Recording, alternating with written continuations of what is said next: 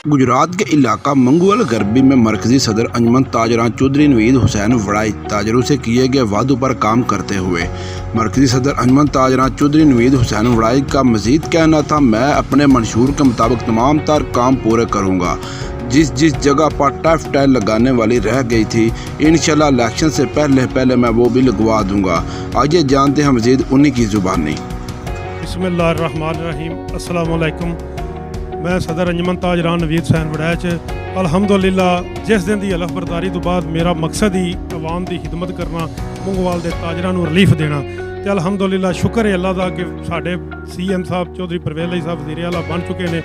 मैं उन्होंने अपनी पूरी अंजुमन ताजरान की तरफों मुबारकबाद पेश करना। चौधरी साहब ने पहला भी सानू फंड जारी किए सन सफाई सतराई के हवाले नाल, जिहदे विच असां टफ टाइल वगैरह लवाई, नालियां की सफाई कराई, नाले बनवाए। अल्हम्दुलिल्लाह मेरे मंशूर में शामिल है। तो मैं लैटर पैड के उत्ते काफ़ी सारिया चीज़ां लिखियां। उहदे पहले नीयत जी चीज़ लिखी है वो है सफाई के हवाले नाल ट्रैक्टर ट्राली, और इस तो इलावा एक जो ट्रैक्टर इस तरह का जोड़ा कि मतलब है कि कूड़ा क्रिकेट जो चुके करे 4 ट्रालियाँ, ये असां लिखे आवे। असीं इंशाअल्लाह ताला पहली नीयत चौधरी बरादरान साहब 50 हाउस से ऐसे हफ्ते में आ रहे हैं। असीं इंशाअल्लाह ताला उन्होंने अगे वो पेश करके ये जी पहली फुरसत के असीं मुंगवाल वास्ते जड़ियां ने सफाई वास्ते ये चीज़ां जड़ियां ने चौधरी साहब को लावांगे।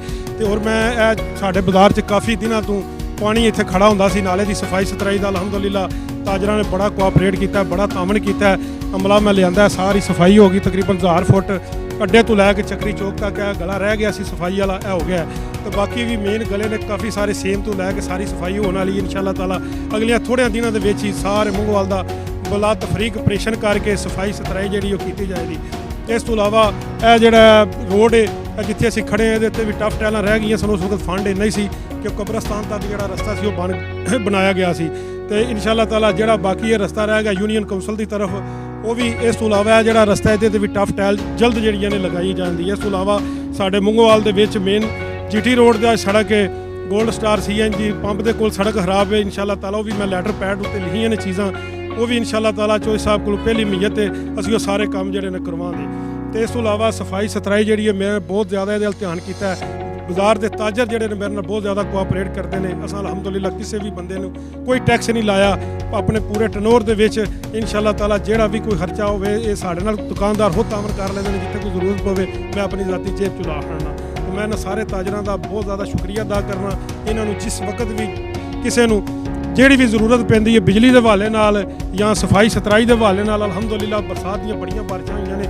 तुसीं चक्री चौक के विच बंदे घंटा पानी खलोंदा सी, ते हुण अल्हम्दुलिल्लाह 5 मिनट तो बाद बारिश का जिस टाइम थोड़ी जिन्नी ठहरती जाती सारा पानी जिहड़ा उतर जाता है। तो किधरे भी पर डिंगा चौक है उत्थे भी डिंगे रोड की तरफ बहुत ज़्यादा गंद होंदा सी।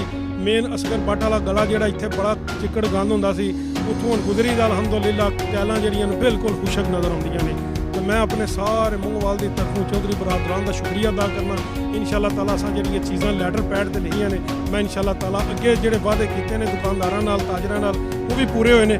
इंशाअल्लाह ताला भी जिहड़ियां ट्रैक्टर ट्रालियां चीज़ां ने ये भी असीं इंशाअल्लाह ताला उन्हां कोल जल्द लैके आवांगे। ताजर बरादरी नूं मैं ये पैगाम देना चाहना अपनी तरफों, मेरे ताजर है ही बहुत अच्छे ने, किसी नाल भी कोई टकराव की सियासत नहीं हुई मेरे पूरे टनोर के विच।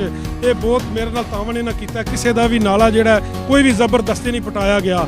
हर बंदा जो जिस टाइम भी आए असीं बंदे लै गए बाजार च आए, अल्हम्दुलिल्लाह बंदियां ने तामन किया, अपनी थड़ियां आप खुद पट के ते इन्हां सफाई सतराई कराई है। तो मैं इन्हां दा बहुत ज़्यादा शुक्रिया अदा करना। इंशाअल्लाह ताला 24 घंटे मेरे दरवाजे इन्हां वास्ते फ़ोन नंबर मेरे आन ने, हर वक्त इन्हां वास्ते मैं हाज़र। बहुत बहुत शुक्रिया।